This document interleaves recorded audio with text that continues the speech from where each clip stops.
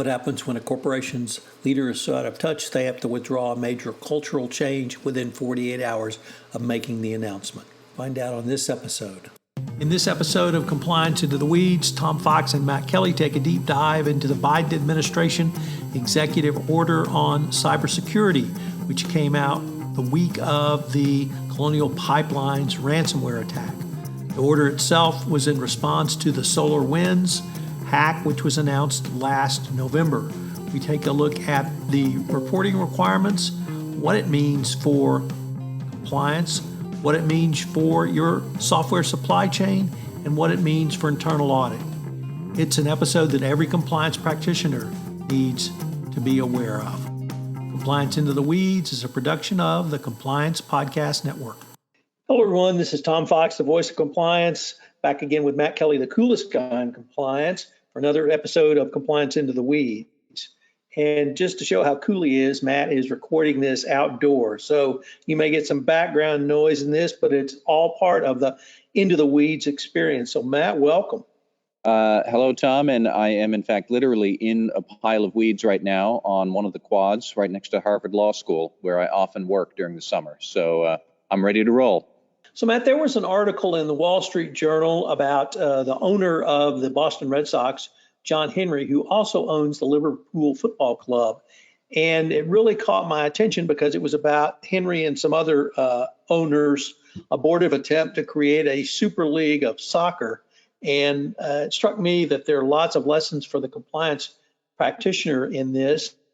And if I might be able to set a little bit of the background, the Super League was going to be 12 to 16 teams, European teams, that would create their own European Super League, spinning them out of their own national leagues and being in competition with UEFA and the Champions League.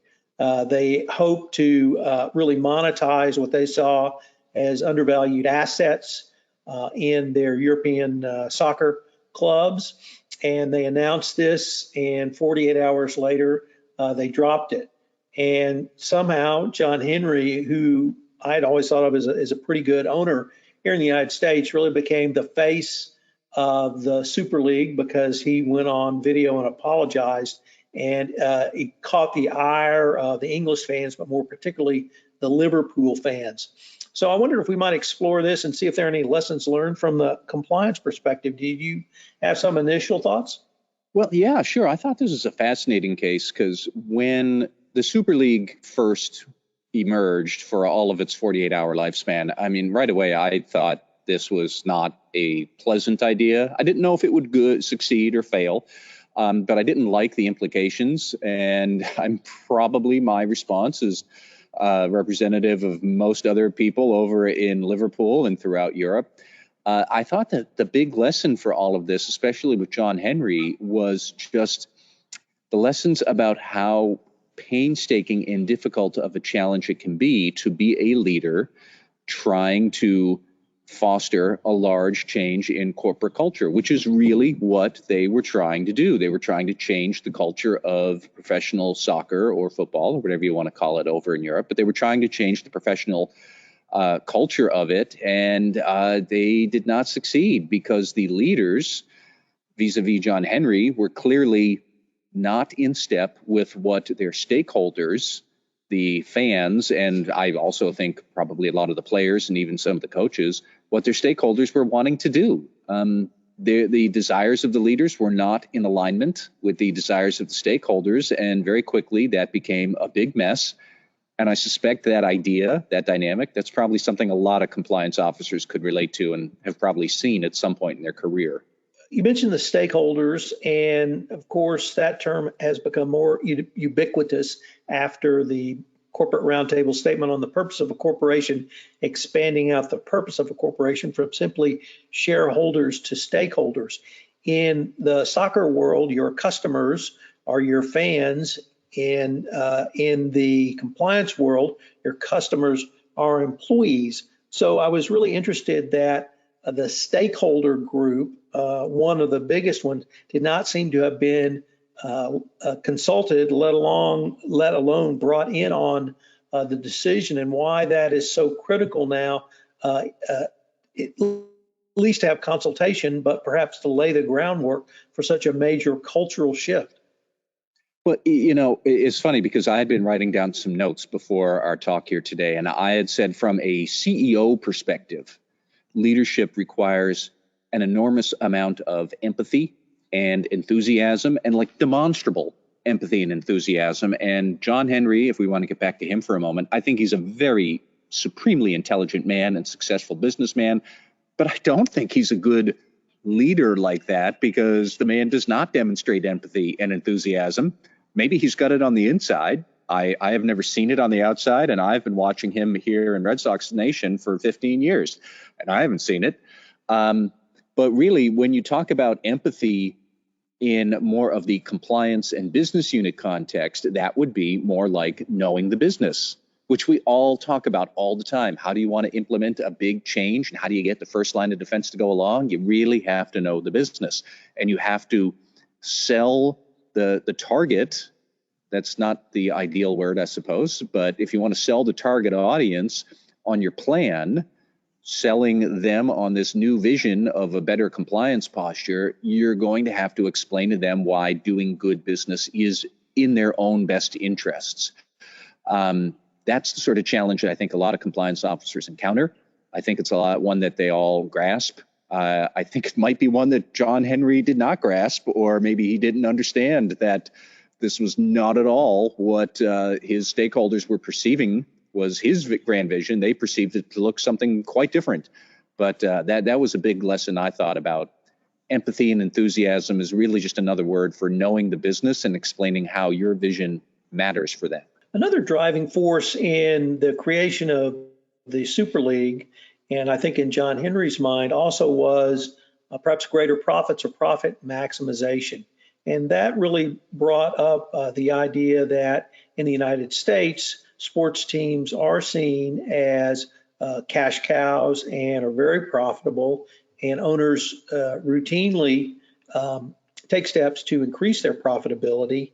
And there may be some gnashing of teeth by fans in the United States, but they're generally accepted. In Europe, football clubs, as you call them, are seen not necessarily as cash cows or profit machines.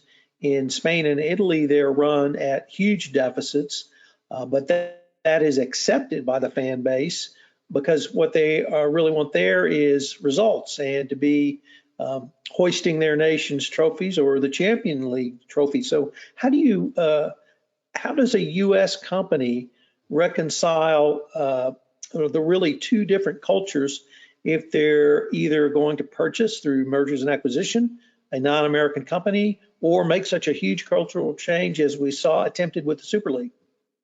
Well, I think you'd really have to distill your plans down to what are the basic priorities and values that you, the leader, that you want to achieve, and how do you convince all parties that their interests and values and priorities are the same as yours. And I think there's a telling lesson here with John Henry, because as my reading of the situation with the Super League is, it's not necessarily so much that he wanted to maximize profits, although I'm sure he did, but the mechanics of it would be that the Super League would have been a more stable system. It would have delivered more certainty of a revenue floor for these super teams so that they could have an easier ability to reach a payoff for their investment in, I guess, new players, new coaches, new facilities and whatnot. You know, he wanted guarantees so that he could then maximize his profits. And that's not at all what fans and the players were interested in. Their priorities and values were quite different. They had wanted, I guess, I would say more like a sort of reciprocal loyalty. We, the fans, we, the players, we will fight for our team. And if we win sometimes, that's great. That's what we want. If we lose, okay, but we'll be back next year. I know that the Champion League, as it is structured right now, it's much more uncertain that any team could wind up getting relegated down into the bins for a couple of years, or they could get promoted up to the playoffs and the championship if they win. And like, that's what John Henry was trying to get past. And like you said, Tom, I don't know that necessarily a lot of players, a lot of fans would care all that much. What's really more important to them is the loyalty and sticking with your team, because that's where you grew up. That's what you've known for your whole life. Probably Red Sox fans could appreciate that, because for decades we were loyal to a team that totally stunk.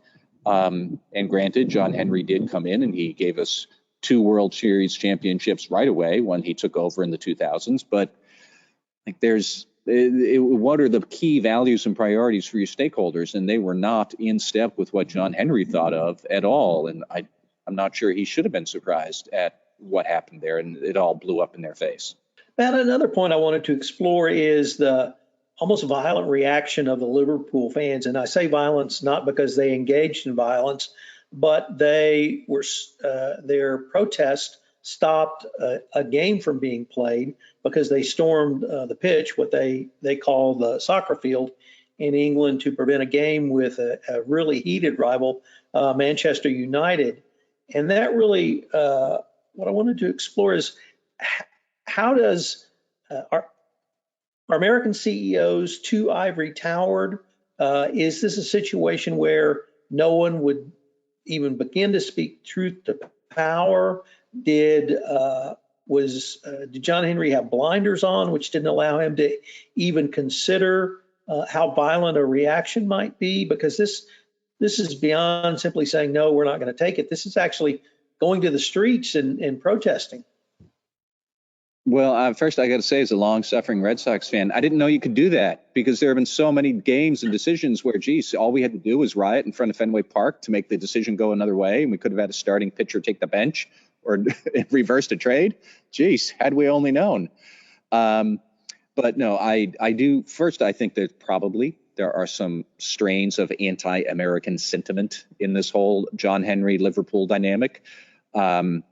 But, it's probably fair to say, and this might be a bit more populist than I would really like, but it's probably fair to say that John Henry, billionaire extraordinaire that he is, does not understand his customer base as well as he'd like. I think it's telling that when he gave his video apology, which he did, he posted it on YouTube or something, he had said something to the effect of, here's a direct quote, I found it: "Even when we make mistakes, we're trying to work in your club's best interests." Your club. Didn't say in our team's best interest. This was something else. And he really did see it more as an asset to be developed and exploited for maximum profit. I'm not necessarily sure we should be surprised by that when you are a financial asset manager like John Henry is. That's what he's done his whole career. He has made fantastic sums of money doing that. But there's a difference between being a commodities trader or a private equity investor owner versus something that is so immersed in multiple stakeholders, like running a pro sports team. So I do think that John Henry might not be as in touch with the common man as he would like, or as he might think, and he gravely miscalculated here. Not that I don't know that I'm the paragon of the common man, but right away I looked at that plan and I thought within 10 minutes, this stinks, and B, I don't know that this is going to fly. And sure enough, 48 hours later, it was a lame duck that got put out of its misery. Leadership front, Matt, you talked about enthusiasm and empathy. And I think in the lack of empathy, we saw that Henry really didn't appreciate the passion of the Liverpool fan base. But let me focus on the enthusiasm a little bit, because I also watched that YouTube clip, and although he was properly chastened, I think, when he made that, I believe you're right. I've never seen him be completely enthusiastic, and this really would require a sales job. And so should a CEO bring in a Steve Ballmer type or someone else who can bring some enthusiasm to an effort? Or how do you see the role of enthusiasm in leadership? I think it matters a lot. And I don't necessarily know that bringing in a Steve Ballmer type, like when Steve Ballmer ran Microsoft, and he ran it quite well, I don't know that is necessarily the right move. But enthusiasm and passion do matter. I think maybe there are some questions here about what this really says, that some organizations or cultures become too big to lead effectively. And I think corporate executives could appreciate that point, because how often have you seen or encountered a subculture within an enterprise saying that the CEO or the C-suite way in their corporate headquarters, they don't know what it's really like here, and we're not going to go along with that. I've seen that happen. The subculture had no clue what they were really talking about. It goes both ways. But the leader has to meet the subculture where the subculture is. And, they have to demonstrate a certain bond with the challenges the employees face. And they have to believe that they can make the employees' challenges more manageable, more achievable, that our goal that we want to pursue is worth pursuing, and that you believe it and that you can sell it. I think passion and enthusiasm go a long way, probably more than eloquence or sophistication do. John Henry is, well, I don't know that I would ever say he's got a lot on eloquence, but he is a very sophisticated thinker, but he looks like he got too carried away with his ambitions and didn't stop to think about how he has to bring everybody else along. Well, Matt, I always enjoy looking at the world of sports to see what compliance lessons we can draw. And it seems like we can draw some pretty big ones from the Super League Fiasco. I agree, Tom. Thank you very much. This is Tom Fox again. Thank you for listening to this episode of Compliance Into the Weeds. If you have any questions, you can email Matt at mkelly@radicalcompliance.com. You can email me at tfox@tfoxlaw.com. We're going to link to Matt's blog post on this issue, which I know you will enjoy. This month on the Compliance Podcast Network, I premiered a new series, Survive and Thrive, where with my co-host, Courtney Nordrum, we take a look at compliance disasters, what are the lessons learned, and more importantly, how can you avoid them? I know you will enjoy this great new series. Courtney's a natural on the podcast. We do a video show as well, so check it out on either YouTube or, if you want the audio version, on the Compliance Podcast Network. This is Tom Fox. The Compliance Into the Weeds is a production of the Compliance Podcast Network.